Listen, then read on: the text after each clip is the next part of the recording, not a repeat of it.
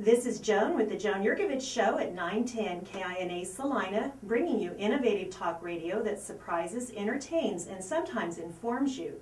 Today I have two very fun guests here because this is actually one of my favorite topics. I grew up with hunting and hunters. So my two guests today are Terry and Michael Hauschel. Welcome, guys. Thank you. Welcome, hunters. No camo, though. Not quite. So we can see you at least when we look on video. But also want to tell the people that are out there listening to please stay tuned for my two other hunters coming on, my second two guests. These are going to be big game hunters who went on a very exotic trip. This is Ward Schrader and Dr. Lawrence Stoskoff, and you're going to want to stay tuned and listen in for that. So I'm going to start here with Michael.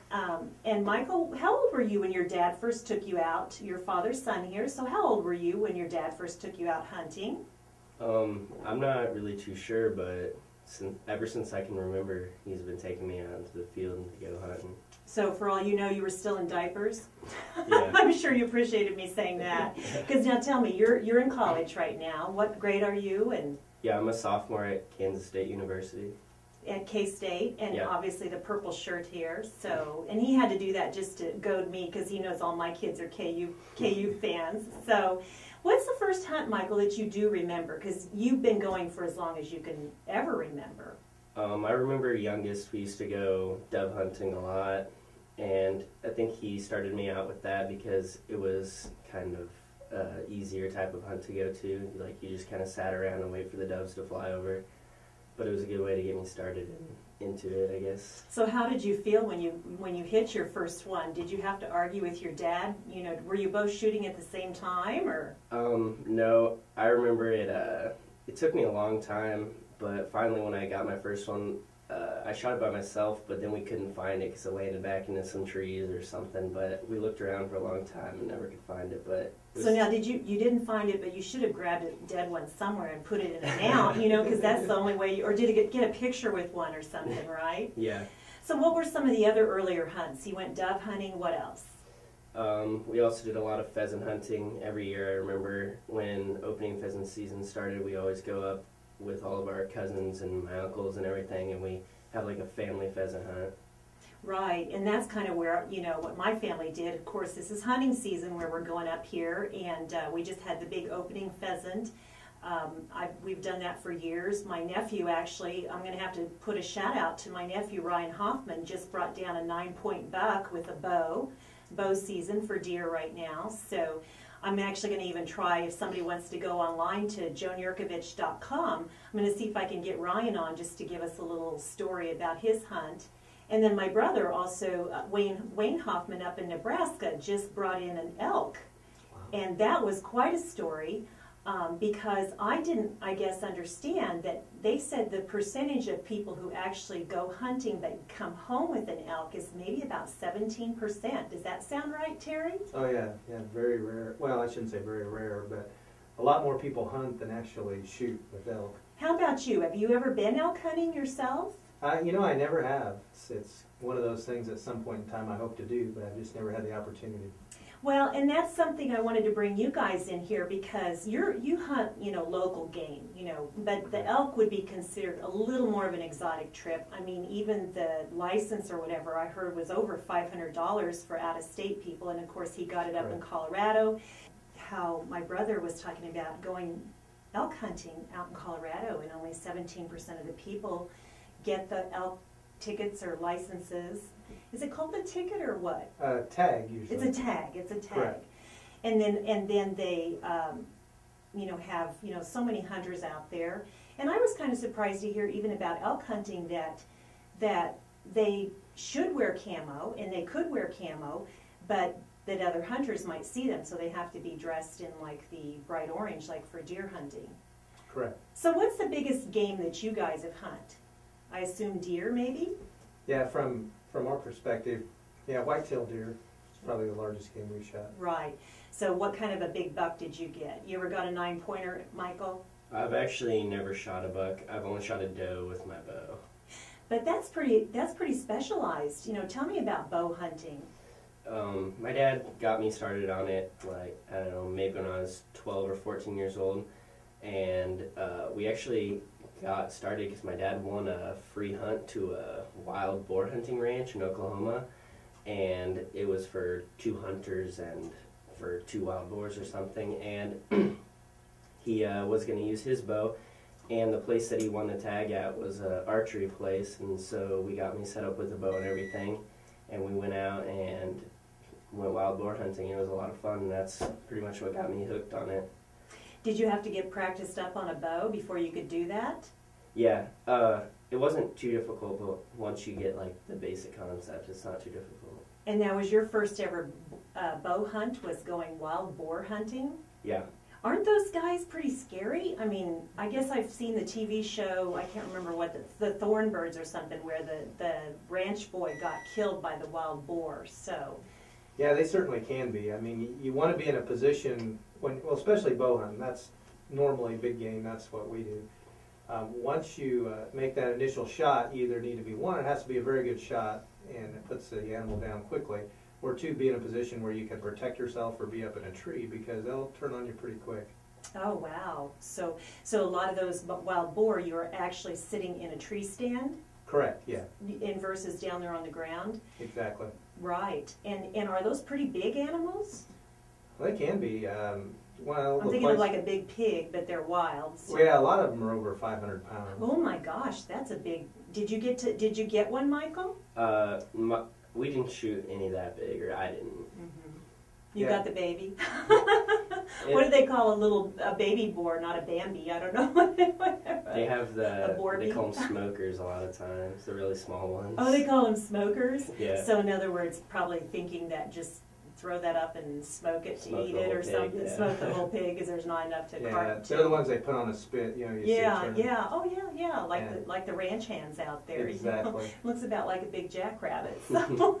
Well, a little bigger than that. I'm sure. That's pretty Well, fun. His first hog, actually, his first boar was, we have it on the wall down in the basement. It weighed, 200 pounds or a little bigger. It was a real nice looking hog. Big, there are a lot of them have Russian in them, so it had the big Russian head. Now, what is that? What is Russian? Russian boar. Oh, a Russian boar. Yeah, that's really the origination of boar hunting in Are the those US. the kind with those big tusks? Exactly. Ooh, I And have to they're come by kind your of house and see this.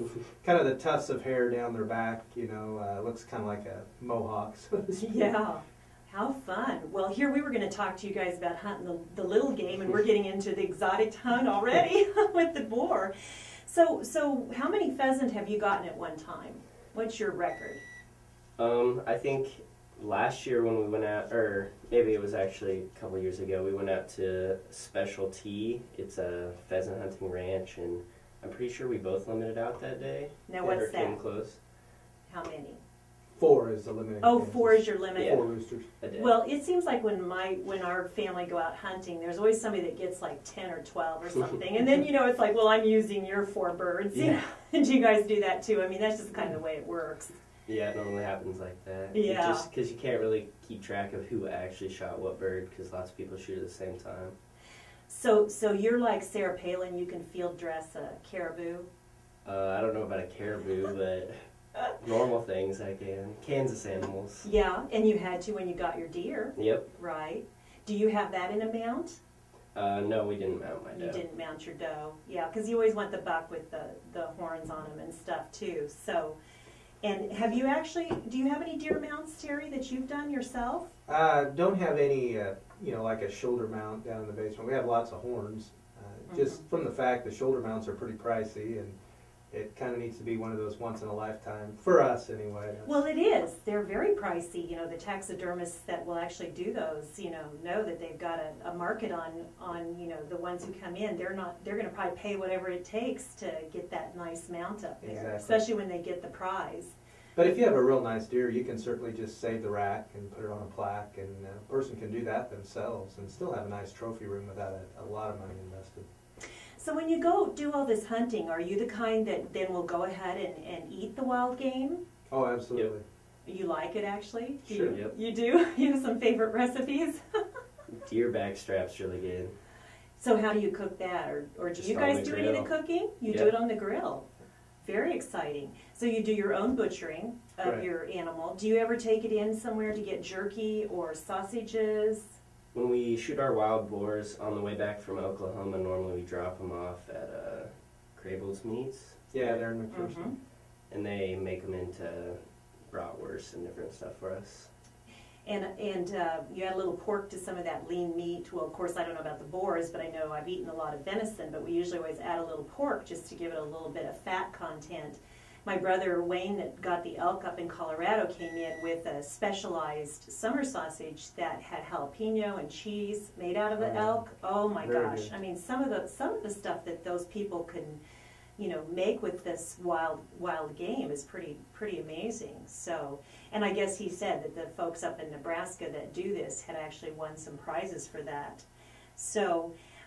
Also, I have to ask you, Terry, how did you get started being a Cabela's product tester? This is like everybody's dream job. Yeah, I don't know that I've tested a whole bunch of stuff from Cabela's, but just, I've hunted since I was a little kid, kind of like Michael. When I was old enough to walk, I started hunting probably, and enjoy it very much. And a lot of people, of course, ask me questions, what would you do for this, what would you do for that? And just over time, people get kind of familiar with who you are and what you do, and they ask you, hey, would you try this for me or try that for me? And sometimes it depends on what you're testing. A lot of times part of the deal is you get to keep whatever you try.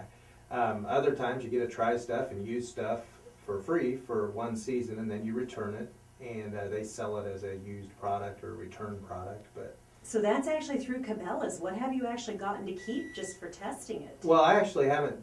I don't think I've tested anything that's Cabela's specific. I've tested a lot of stuff for Scope Stop here in town. It's more of a local organization, and they sell pretty much any manufacturer's product. Doesn't necessarily have to be Cabela's. So are they selling rifle scopes? Is that a big Scope Stop? Is that their well, specialty? Scope Stop's the name of their company, but they actually sell everything from binoculars to rifle scopes to hunting knives.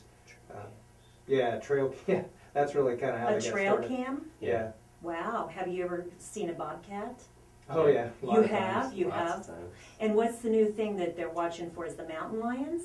Yeah. They're talking about they've actually spotted some in Kansas? They have. Michael and I have talked about that. We've been, we also do a lot of fur harvesting in the cold part of the winter. And gosh, we've been out when he was playing high school basketball. A lot of times we were running a trap line at 10:30, 11 o'clock at night, and didn't think anything about it. And all the times we've been out there, we've never seen what we'd consider a mountain lion or a cougar or I don't know. Maybe we're just lucky. But it sounds like it got you a little bit spooked, and I want to continue with this after we take our break because I think this thing about you also being trappers is so fascinating. So we're going to have to take a little short break here, but stay tuned on the Joan Jerkovich Show, and be sure to go to the website joanjerkovich.com for video outtakes, podcasting, and a link to iTunes.